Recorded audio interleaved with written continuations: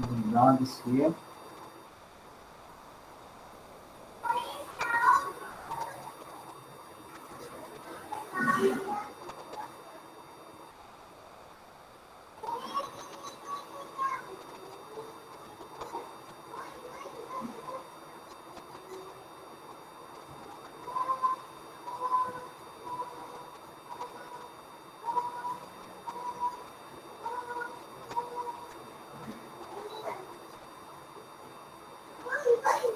So it is VDC. So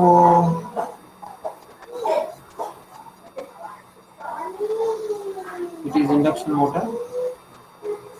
So you have from the three-phase bridge inverter, you have the three-phase supply. So you give the numbering of the switches as well, like 5, 6. Okay. So from the DC you convert into AC using this bridge inverter, and based on that we will get that. Okay. So now you see here. So if you recall the bridge inverter, what is the output you will get here? Means this we have done already. I told you already that this we have studied in the power electronic course, the operation of this bridge inverter. So I am not going to explain once again here. So let me take this 120-degree conduction. So if you take the 120-degree conduction, then the output voltage waveform, line to line voltage waveform we will see here, VL. This voltage waveform, I will just show you now what we got in the previous semester. So just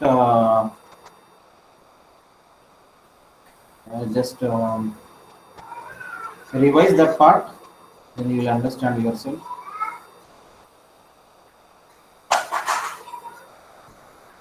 So this is 5 by 6. This is 5 pi by 6. Okay. So it means the duration of this is 120 degrees. Okay. So for this case, now it is a non-sinusoidal waveform. So as it is a non-sinusoidal waveform, so you generally, okay, the expression for the line to line voltage, or the expression for the line voltage of this inverter that is going to the induction motor stator, okay, can be represented with an expression.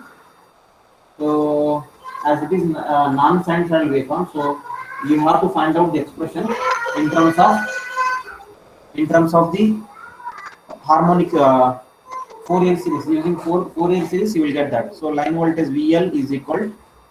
I'm writing this directly because we have done this analysis in the past. 1, 3, 5, and so on to infinite. 4 VD by N5 cos 5 by 6. So N, what is N? Cos N by 6 into sine omega t plus 5 by 6.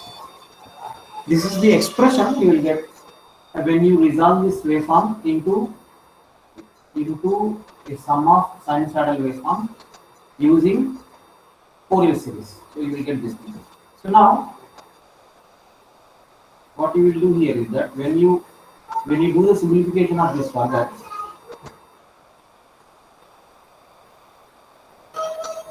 you got here N5. Now this corrections are there here. N5. Okay, so now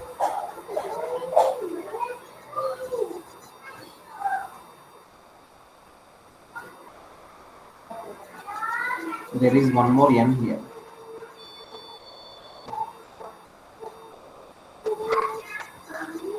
N is also there. So cos N5 by 6 into sine N into omega t plus 5 by 6. This is the expression for the voltage. So then, if you expand this expression, VL is equal, what you will get here is that 4 VD by 5, 4 VD by 5,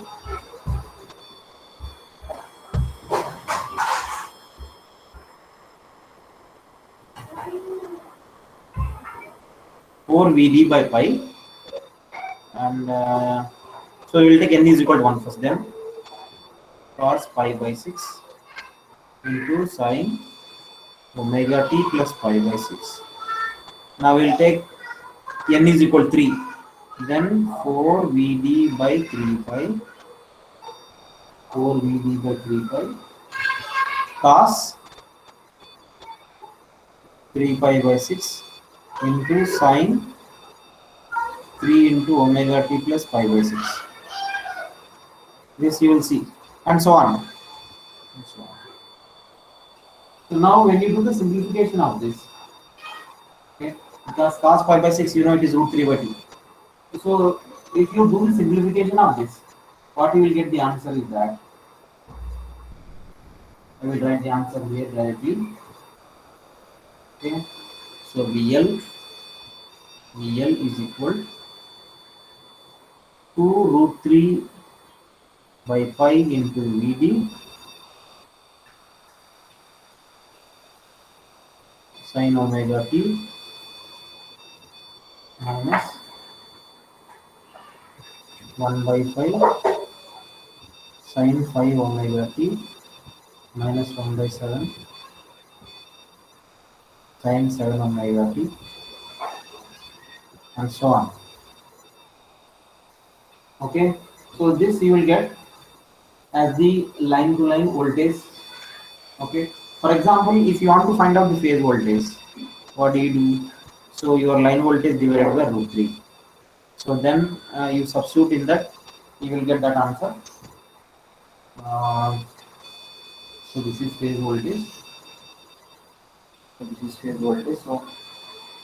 So you will get here 2 VD by 5 into sin omega t minus 1 by 5 sin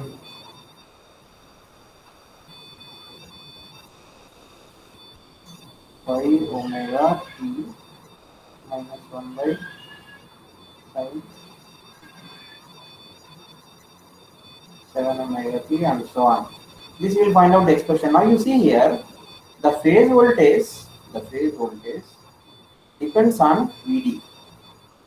Means the voltage, either the phase voltage or the line voltage, it is proportional to VD. What is VD here? VD is nothing but VDC. Okay, I think I put VD here. So this is VD. So VD is the supply voltage, DC voltage. So you want to get different value of VP, that is, you want to get different values of the voltages to your induction motor.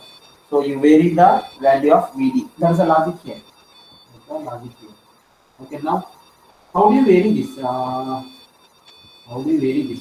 See here, logic, we have understood this thing, right? What is the logic here? The output voltage of the inverter depends upon the input voltage. Mathematically, you have seen this thing. So you want to change output voltage of the inverter. Why do you want to change output voltage of the inverter? Because you want to vary the speed and torque of the induction motor. So definitely you need to change this supply voltage to the induction motor. So to change the supply voltage, what is the clue here we got is that by changing the DC voltage, that is VD, we can change the output of the inverter. So a simple thing. Then how do you do that? So what is the logic behind this? So how do you implement this? One way is using a chopper. Run circuit here. This is a DC supply.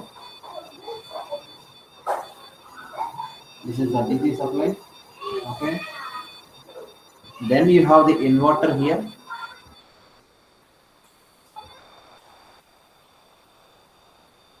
Then you have the inverter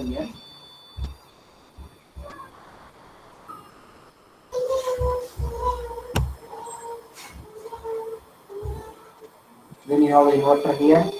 Then the output of the inverter goes to the induction motor.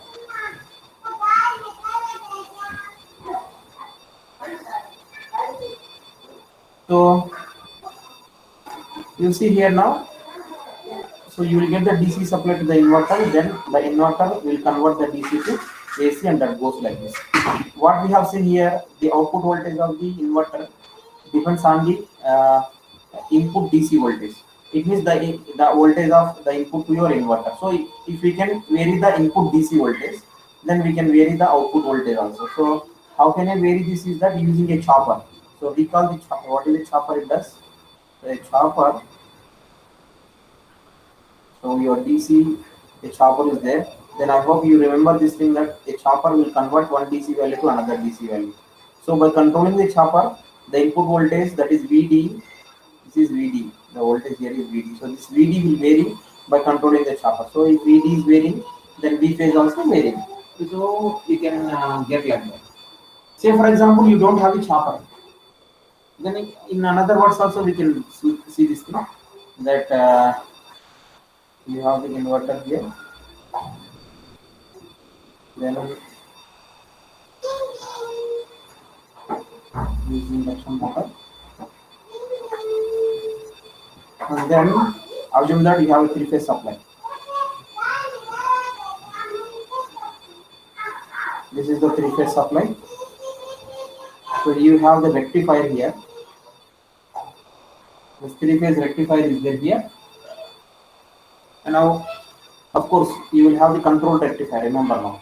Why control rectifier? Because if it is control rectifier, by controlling the firing angle, you can control the output of the converter, output of the rectifier. So different VD you will get here. This is another way to get different values of VD. Okay, to the input of the inverter. Now you have another type of inverter. That inverter we call it as PWM inverter. So what is this PWM inverter? Is that you will use the pulse width modulation technique. Okay. So what is the pulse width modulation technique? You have the reference signal and you have the carrier signal. So I hope you remember this thing that the reference signal is a sawtooth waveform. Whereas the carrier signal may be a DC or maybe a sinusoidal waveform also. So it depends upon whether it is a just PWM or sinusoidal PWM. It depends upon that. So for example, if I take the sinusoidal PWM, then what is the carrier waveform? You will get the carrier waveform will be something like this. So this black color one, this is reference, whereas this red color one, it is the carrier waveform. I hope you know how to get the pulses here. That by comparing both the waveforms, you will get that. For example, if it is more, okay, so something will get the output like this here. Okay, so if the carrier waveform is more than, it means here it is more. You see, here it is more. The red color waveform is above the black color. In that case, it is high. Now, otherwise, it is low. So here once again low. Then I hope we have discussed this already in previous courses itself. By comparing this, you will get the pulses. So these pulses will go to the switches of the PWM inverter. Okay. So what is a PWM inverter? I will draw here that this is your PWM inverter.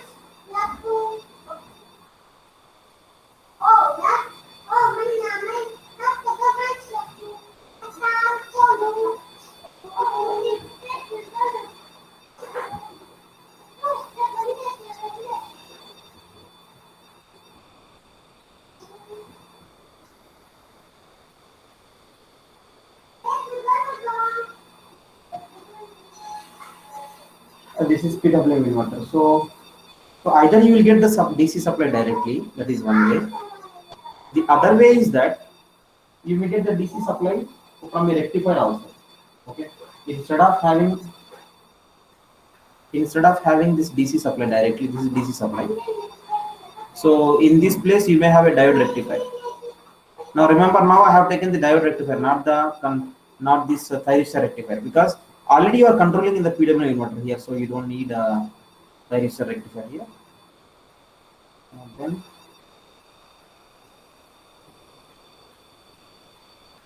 PWM inverter.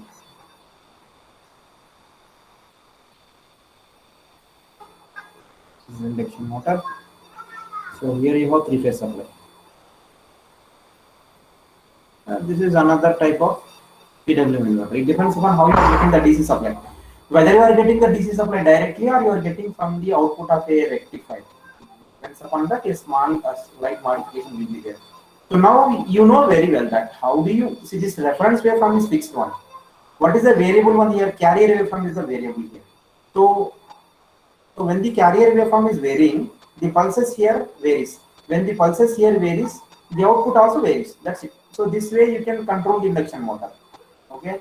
So it depends upon the carrier waveform, the magnitude of the carrier waveform. So it is represented by one index. That index we call it as modulation index.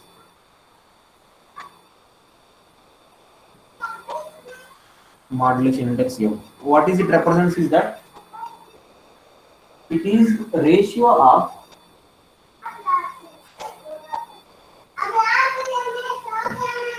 so it is the ratio of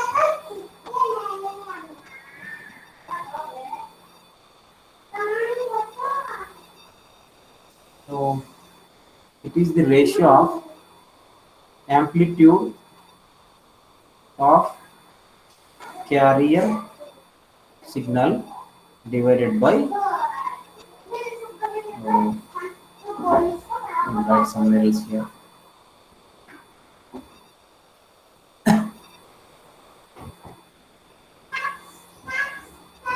I will write here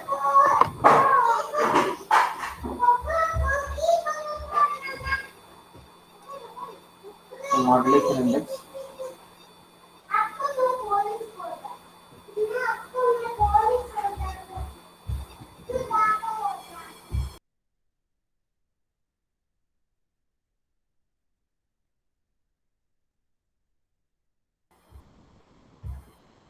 So modulation index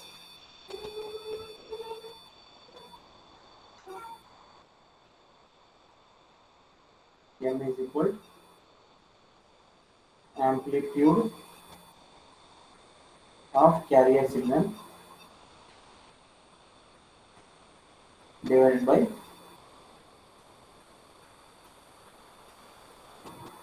amplitude of reference signal. Okay, so now the amplitude of the reference signal is always constant. That is this reference waveform, black color waveform, that is fixed always. So we can say this thing that M is proportional to amplitude of carrier signal because the denominator is a fixed one. So we can write directly like this equation. Okay. So this way we control the modulation index. Okay. Then we can easily control. We can easily control the output of the inverter. Okay. The next one is that how do you get this braking and multi-quadrant, that is four quadrant operation in induction motor that we will examine now. So here I hope you remember what is the braking here. Okay. So so what happens in the braking? I hope you remember now. Okay, it depends upon two types of. Okay, we'll discuss the two types of braking. Of course, three types of brakings are there. The most important here are only two types that we will discuss. One is dynamic braking. Dynamic braking. So in this method of dynamic braking, let me draw uh, an equivalent circuit here. The block diagram I will draw, then I will explain. This is PWM inverter that goes to the induction motor.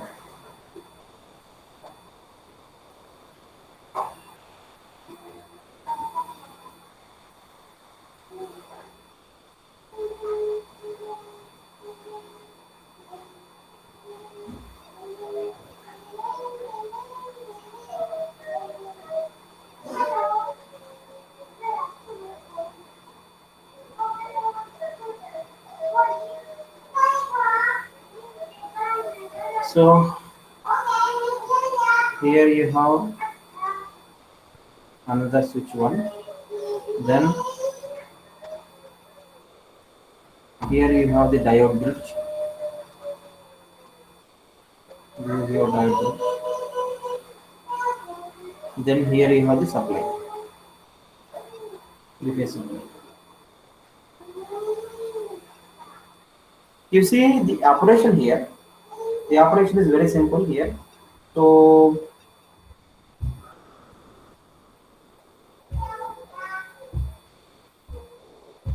you see the operation here. Here you have two switches. Here you have two switches.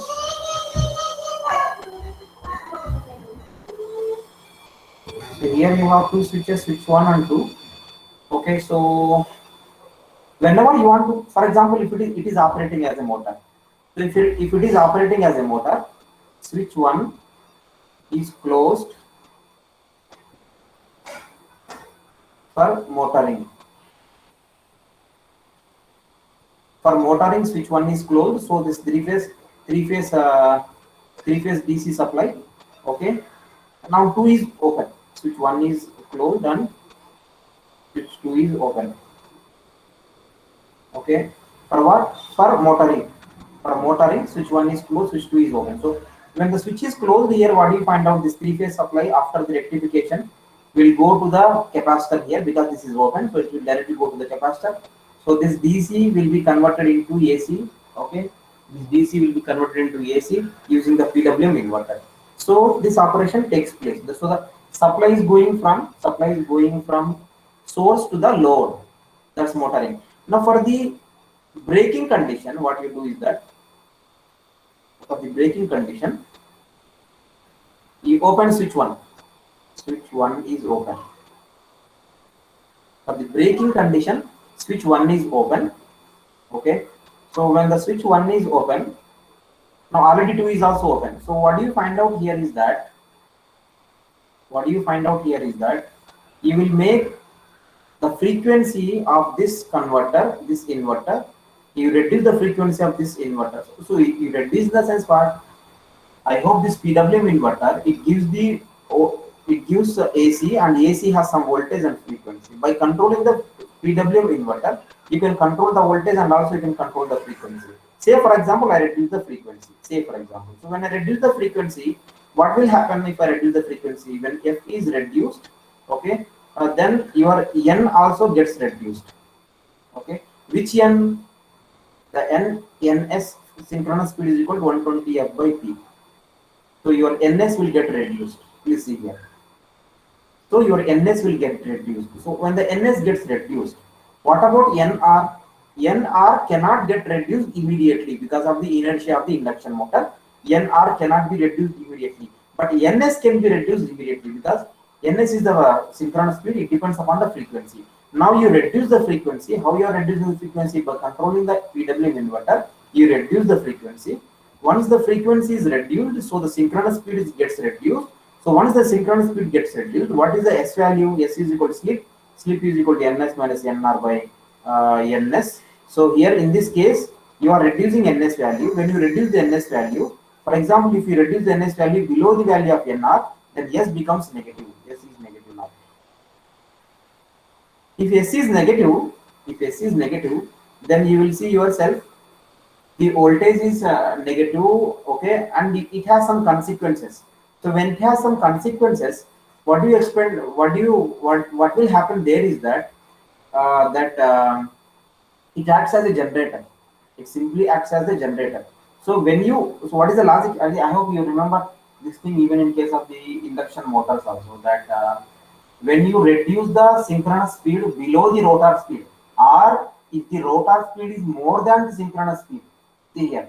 So in both the cases, the rotor speed is more than the synchronous speed. So if you achieve that, then we have seen ourselves this thing that the motor will work as a generator. Okay. So how do you explain that mathematically? Is that when it is less than Nr, then S becomes negative. So if S becomes negative, then the power also becomes negative. See, power positive in the sense the power is going from source to the load. If power is negative, then the power is going from load to the source. Okay, that's important. So it is going from load to the source. In the opposite direction it will go. So when it is going in the opposite direction, then what is the status here now? See, you have opened the switch. Why you have opened the switch? Because you want to enter into braking condition. So you, whenever you want to enter into braking condition, first you open the switch number one. When you open the switch number one, what do you find out is that this rectifier and AC part is totally disconnected, and you reduce the frequency of the inverter. Then the synchronous speed will be reduced below rotor speed. Then the slip becomes negative, so the power becomes negative. So P becomes negative. So when P becomes negative, then the power is flowing from induction motor to the source. Here, what is the source here? The capacitor is the source here. Why the capacitor is source here? Because this is totally disconnected. So only capacitor is left here. So the capacitor will get charged. So the power comes like this, and capacitor will get charged. So when the capacitor is getting charged, its voltage will increase. When its voltage is increased, and when its voltage is increased beyond a set value, for example, this is capacitor voltage. So when VC, so because of that, VC will increase. See, simple logic here, that you reduce the frequency, you reduce the frequency, so Ns will get reduced. If Ns gets reduced, S becomes negative. If S becomes negative, power becomes negative. Then the power flow from the induction motor to the capacitor. So the capacitor voltage will increase. If the capacitor voltage, which is increasing here, if it is more than the set value, a value will be set for the capacitor. So if it is more than the set value, then you close switch number two. So switch two is closed. When you close the switch, when the capacitor voltage which is getting charged here or which is increasing here, when the capacitor voltage which is increasing here, if it is reaching beyond a set value, then you close the switch number two. So when you close the switch number two, what do you expect here? One is open, whereas two is closed. So switch two is closed now. So you don't close immediately. You will close only when the capacitor voltage is more than the set value. So when you close the switch here. So when you close the switch here, what do you expect now? You will expect that the energy which has come from the induction motor to the capacitor, that energy will be dissipated through the resistor. So this happens. So indirectly we can say the energy which is stored in the induction motor is dissipating in the resistor as heat, because you have opened the switch number one. So this is called dynamic braking. So when you do this, what will happen now? When you do this here, the energy, the induction motor loses energy. So when the induction motor loses energy, its speed decreases. Okay, so that's called dynamic braking. I hope you have seen this dynamic braking even in case of the DC machines also. There also you recall there is a resistor is connected across the source, or across the motor you connect a resistor. Here also we have connected a resistor across the motor, and that resistor will dissipate the energy which is coming from the motor. So that is called dynamic braking. Here also same thing is there, but here you have two switches. So only thing is that which switch is on and which switch is off. For motoring condition, which one is on, which one is off. For braking condition also, which one is open, which one is closed. This you know, and at the same time you have to remember this thing, that the frequency gets reduced here. Okay, this is dynamic braking. Now you have another type of braking. I hope you know this thing, that is the regenerative braking.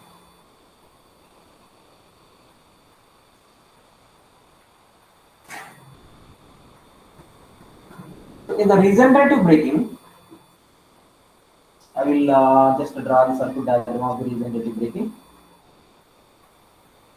You will see the diagram of regenerative braking here.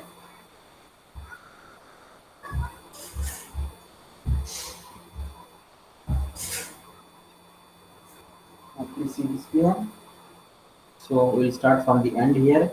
There is an induction motor here. Then you get the supply. Remember, always you always get the supply from the inverter, and that too it is a PWM inverter. So you draw the PWM inverter.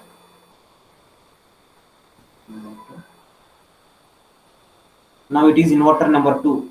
There is another inverter number one is there, that we will draw. Then you have, because you need a DC, you need a DC to your inverter. So that DC is here in the capacitor. Okay, that's the reason you need a capacitor, and inductor is that to filter that. Then you have PWM inverter one.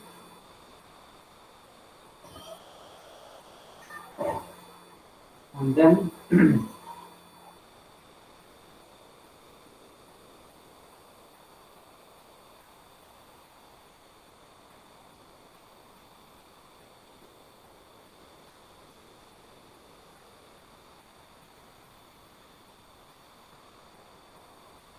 Okay, so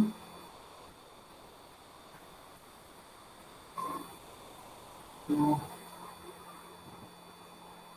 then here we have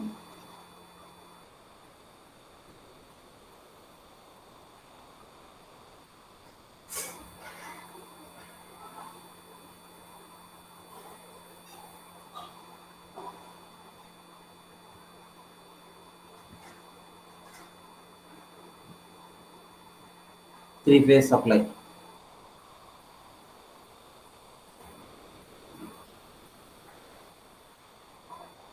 This is Ix source current. Okay, so source current.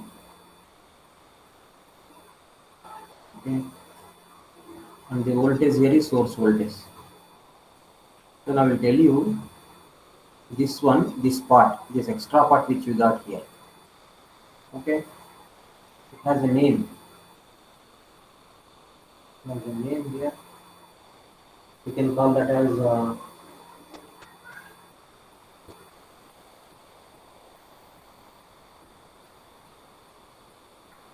it is called SLC.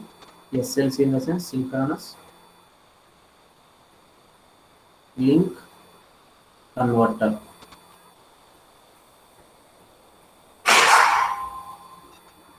So here you give the pulses here to the inverter number 1 from the controller.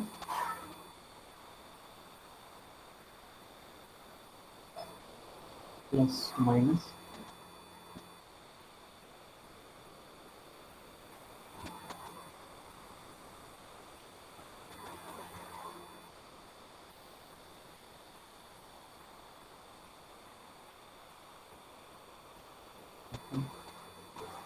And here you have VDC reference.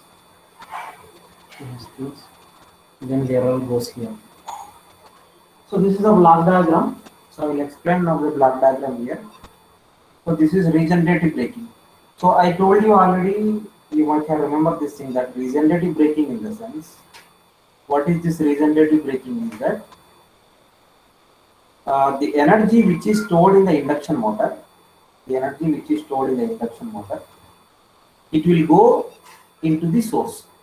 Unlike in the dynamic braking, the energy which was there in the induction motor during braking process, it will be dissipated. It will be dissipated as heat in the resistor, which you have seen just now. Whereas in case of the regenerative braking, the energy which you collect from the induction motor will go directly to the source. This is the source. So this is the source voltage. So directly goes to the source. Or you are collecting back the power from the induction motor. That's called regenerative braking. Okay. So now in the case of the induction motor, you need the help of a synchronous link converter for the uh, proper functioning of the reason. What is the purpose of this?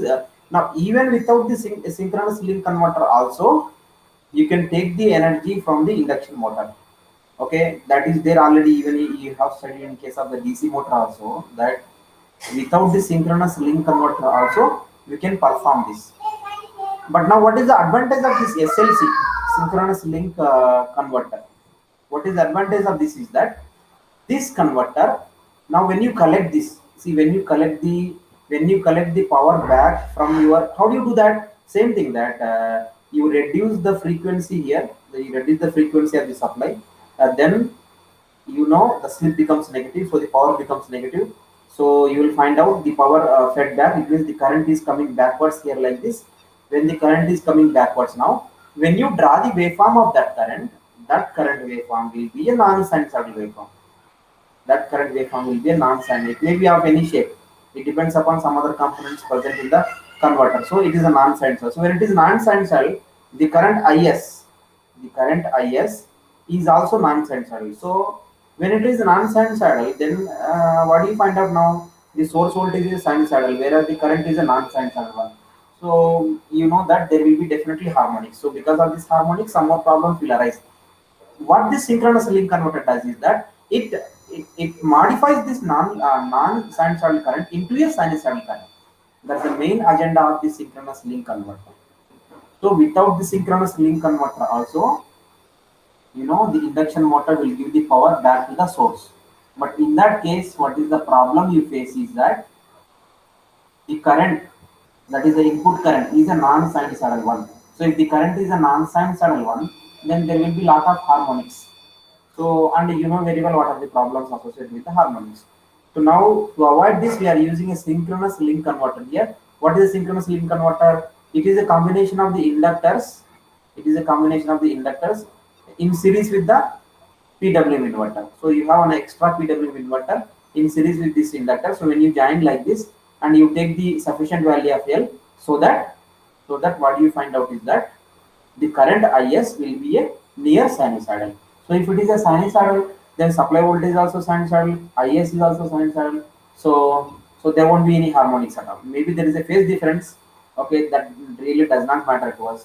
Only thing is that the current waveform should not be a non-sinusoidal waveform. So if you follow this procedure, then the synchronous link converter will modify the current into a sinusoidal waveform. So here two things we are achieving. One is we are collecting the power. At the same time, the harmonic problem also rectified using the synchronous link converter. Okay. Now here what do you find out the here closed path? Now same thing. Closed path is that you will sense the DC voltage here. Then you have the reference DC voltage. Then based upon that the error, then the controller. Based upon that they will get the pulses. Based upon that they will get the pulses. So you always so it's simple thing that you set here the voltage, you set the voltage here, whichever the voltage you set, it will be compared here, and based upon that it will control the PW inverter number 1. So this is the regenerative braking of that.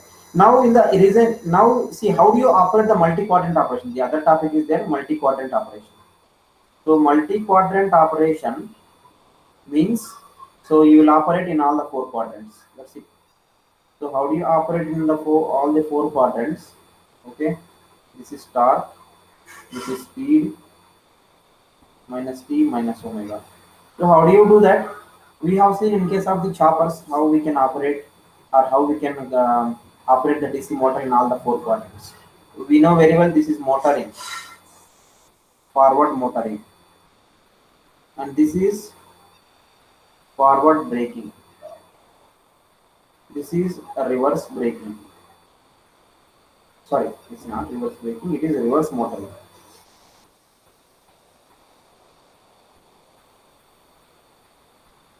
Reverse motoring, whereas this is a reverse braking.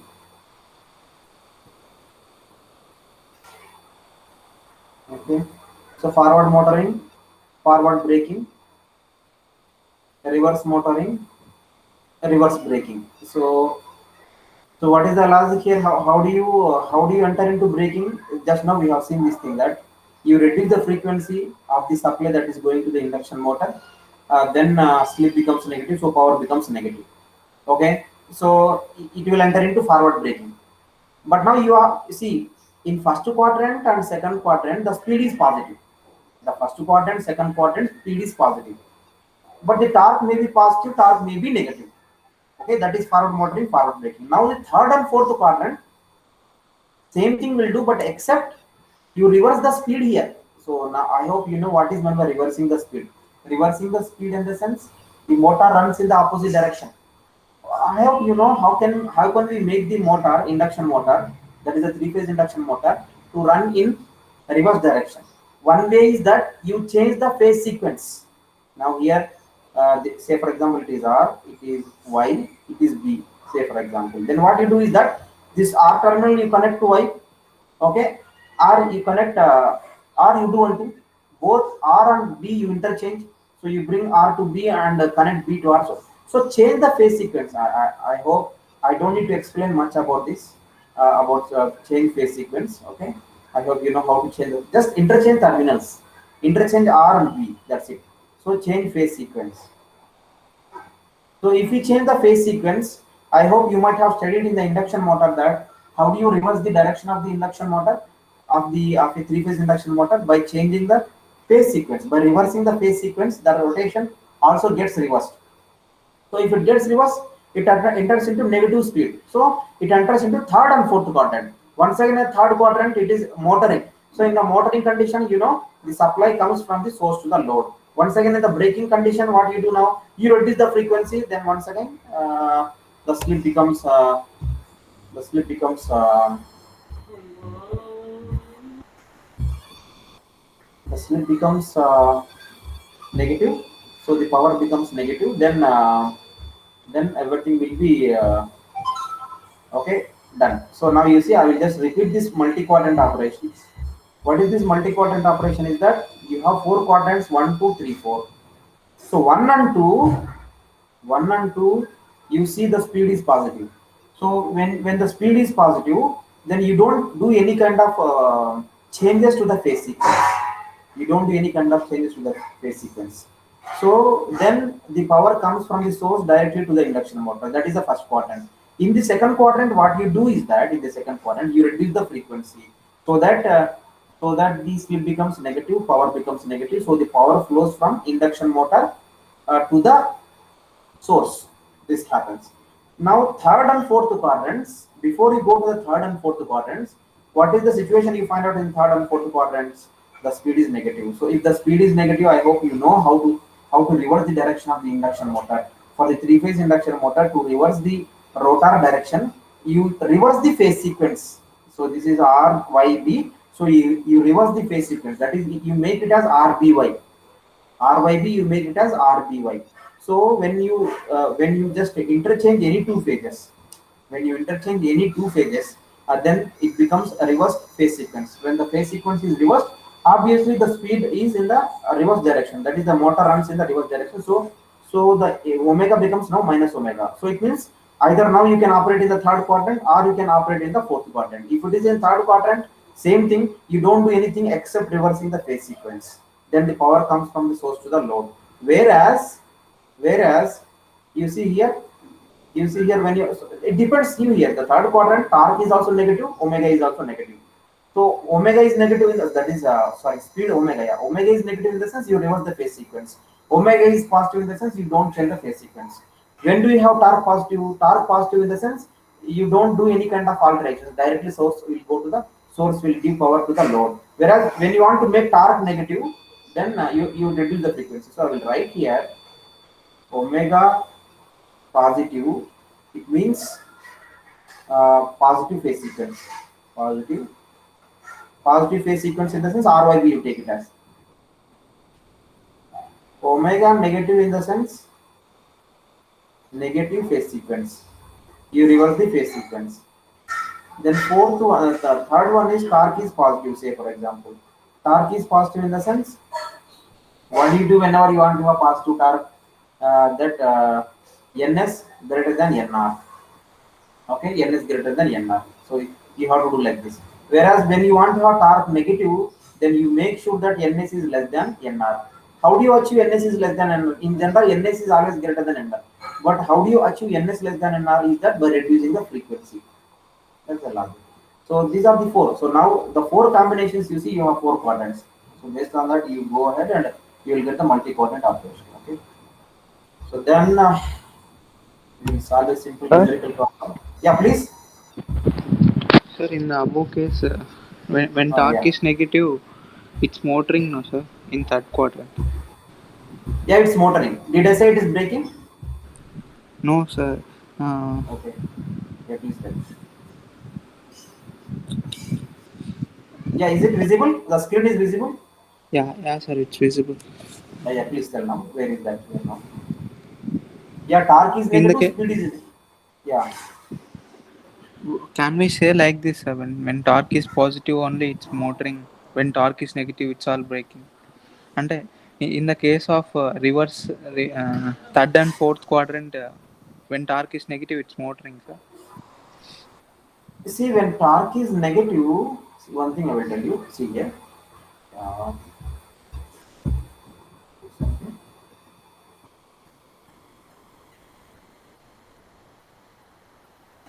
yeah,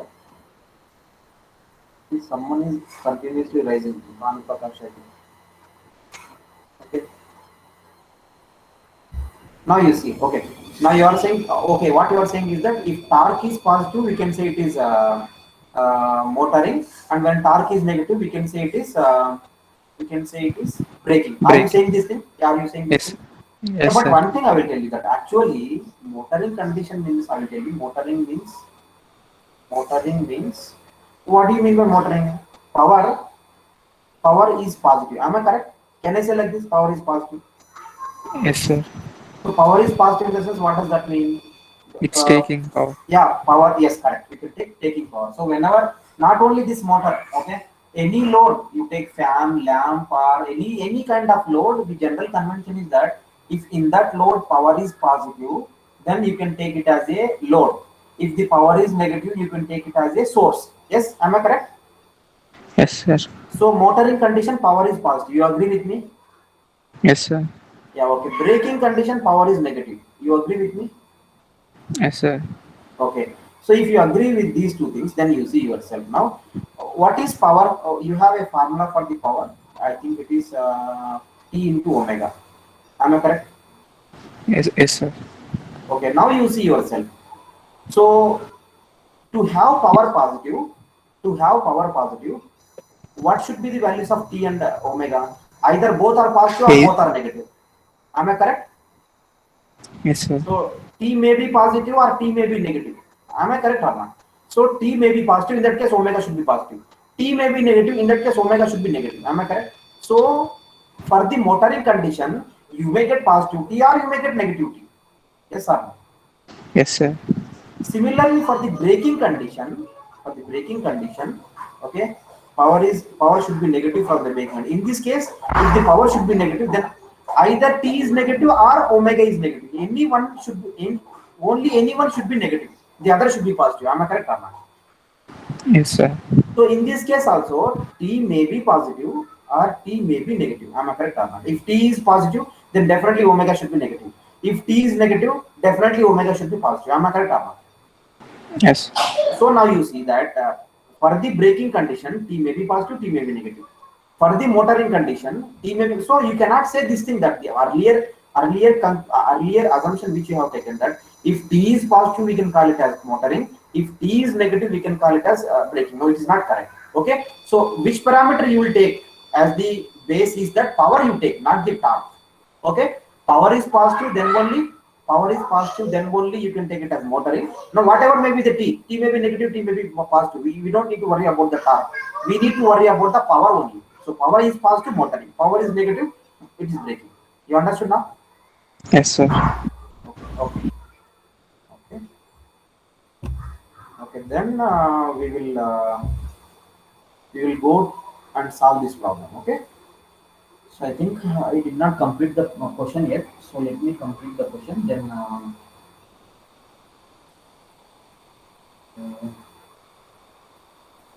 question is calculate the starting torque and current. So that is the question. Calculate the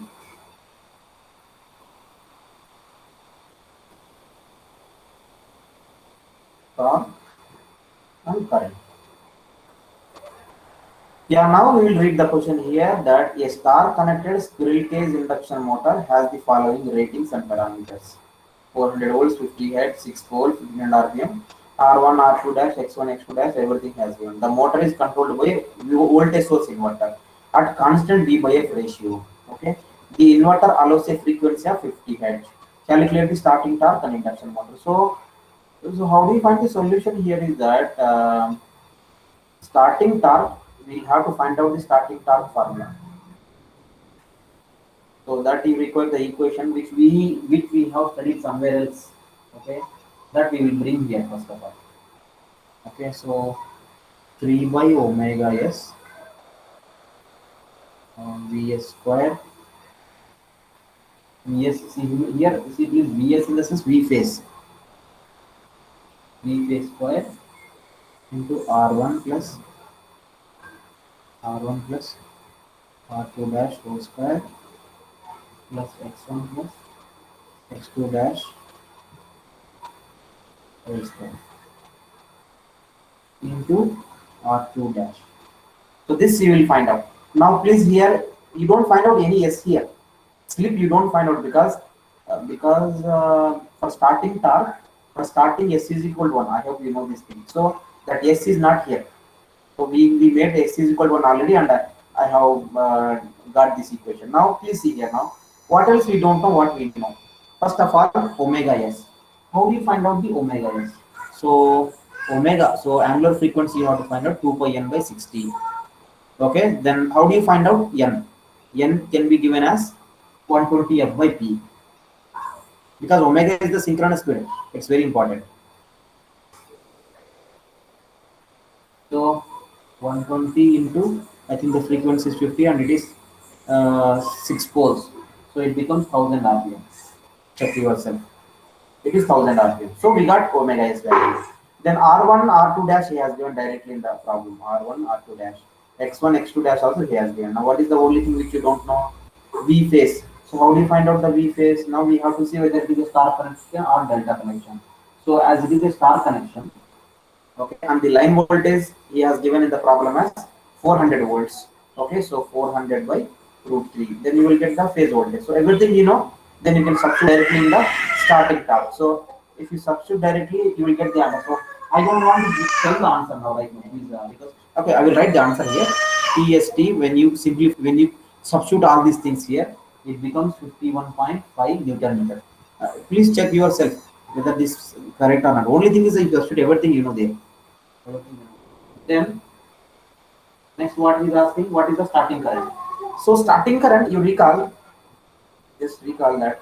So current is just voltage by impedance. So voltage is V phase, impedance is square root of R1 plus R2 dash by S whole square, but S is equal to 1 because it is starting current. So whole square plus X1 plus X2 dash. So, so this is your starting current.